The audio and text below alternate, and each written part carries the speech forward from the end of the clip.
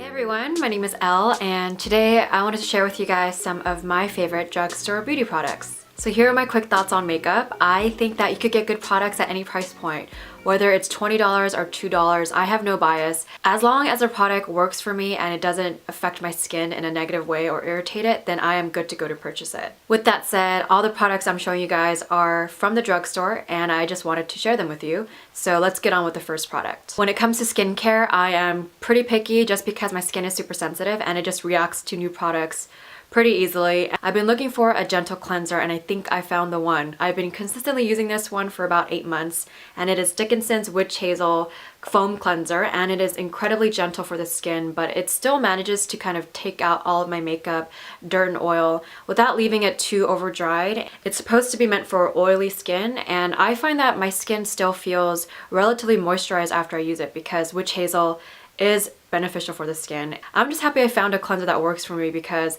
prior to this, I was using an exfoliant cleanser, which was just stripping all of my skin of its moisture and just causing a lot of redness and irritation. And so when I found this product, I was pretty happy with it. And as you can see, I've been kind of using it a lot, so I have that much left and I plan on getting more.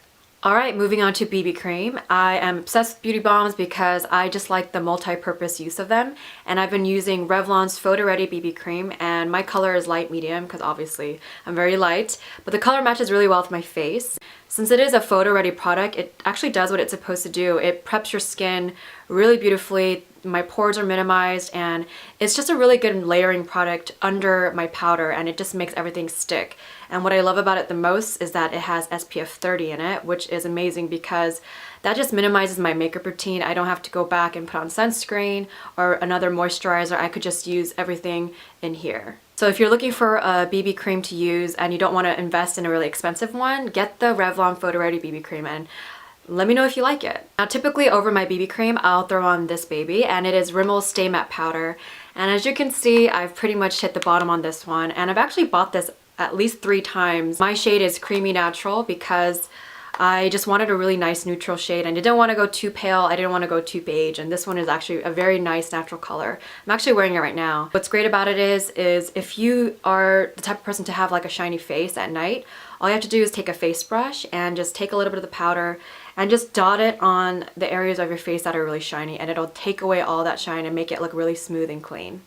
As far as concealers go, I have been using these babies, and it is Maybelline's Instant Age Rewind Sticks, and I have both the dark spot and the dark circle. I pretty much just interchange the two. I really like this product because the concealer is incredibly light, so you could kind of just layer on it.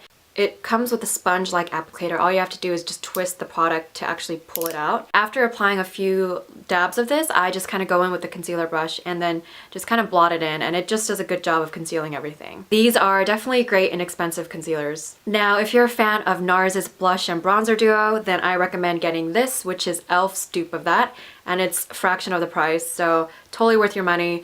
Here it is. This is the blush, which I obviously use a lot more of, and this is a bronzer, and I pretty much use the blush every day, and the bronzer I'll use occasionally to kind of just contour my face. Moving on to brows, which is important for framing your face, I use a really cheap alternative to any of the more expensive ones, and this is e.l.f.'s eyebrow kit, and I use the color medium. It comes with a tiny brush, which I don't use, I just use a different eyebrow brush, but this is the gel version on this side, and this is the powder. Pretty much what I do is I'll take the gel and just kind of trace the frame of my brow, and then I fill it in with the powder part. It's hard for me to find a eyebrow kit that matches the exact shade for my brows. Sometimes it comes off too dark and sometimes it's too light, but I think this color works really well with my hair color, so I've been using this so far and I love it. Now when it comes to eyeshadow palettes, everyone loves the Naked palette. It's pretty much notorious at this point. They're all neutral shades, so you could create lots of different looks with it.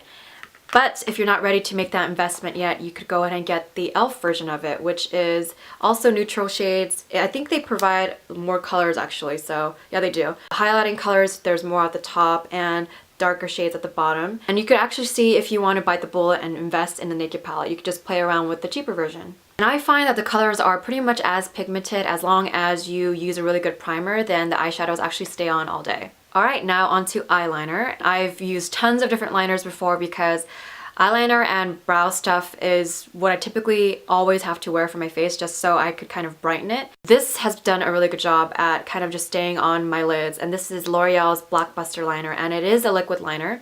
But it's really cool because it comes with a kind of marker-like felt tip applicator, but it is super thick, and so I'm the type of person that doesn't really like the thin eyeliners because it takes so long to draw. I rather just go in with a few strokes of this and draw in a thicker cat eye, so it's been working really well.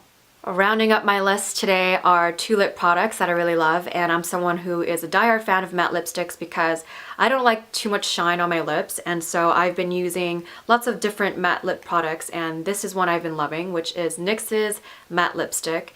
And what I love about their lipsticks is that it's super pigmented, so whatever color you see in the tube is the same color that's going to be reflected on your lips. It also doesn't over dry your lips, but you definitely need to exfoliate your lips before using it. But I realized that the texture of this is actually very smooth and it doesn't have a smell. You know when lipsticks have a really strong odor? I don't like that, and this one is without it, so it works perfectly. Lastly, I have another matte lip product, which is from e.l.f. There's a lot of e.l.f. products in this video, but it's just because it works. This is the matte lip color. I have it in rich red. I like it because it comes in a skinny tube, so it's almost like a lip liner and lipstick in one. I kind of just trace my lips with this like a liner and then fill it in like a lipstick. I would say this is pretty comparable to most lipsticks. I don't really notice a difference between this one and a $25 lipstick. I think as long as you make sure to exfoliate your lip and throw this sucker on, it'll stay on all day.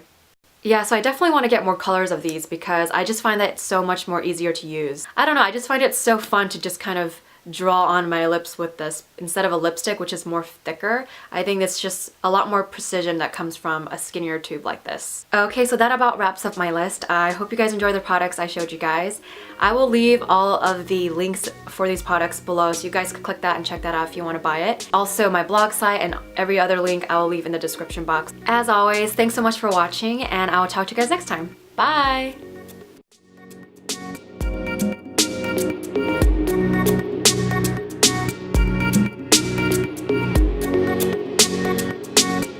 Yes, these are Scottish Terriers on my dress.